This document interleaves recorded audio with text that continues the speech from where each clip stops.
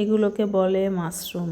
তো তোমরা কে কী বলো আমাকে কমেন্টে জানিও। তো আগে এগুলো খেতাম না, তাও এখন এগুলো খাই। এনেছিল কালকে, একটু কালো কালো হয়ে গেছে। এগুলো ধুয়ে মুছে পরিষ্কার করে ধুয়ে টুয়ে রান্না করতে হবে। তো বাড়িতে একটু কাজ হচ্ছে, ঘরের কাজ, রাজমিস্ত্রি, ওদেরও জলখাবার দিতে হবে, নিজেদেরও জলখাবার তৈরি করে নিয়েছি। খেয়ে দিয়ে এখন দুপুরের জন্য রান্না রেডি করে নিয়েছি। এখন খাওয়া দাওয়া করবো, আমি খেয়ে নিচ্ছি এখন। দেখো, ছেলে ওর বাবার ছিল নেমন্তন্ন, তো আমার খাবারটা আমি খেয়ে নিই।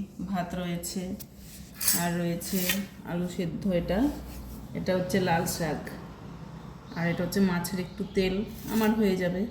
আর রয়েছে মাছ ভাজা, মাছের ঝোলটা আর করিনি, আমার অনেক তরকারি আছে, ডাল আছে এখানে, ডালটা রয়েছে, আর এখানে এই যে মাশরুমের তরকারি রয়েছে। এই দিয়ে আমার খাওয়া হয়ে যাবে, মাছটা ওই জন্য আর ঝোলটা করিনি।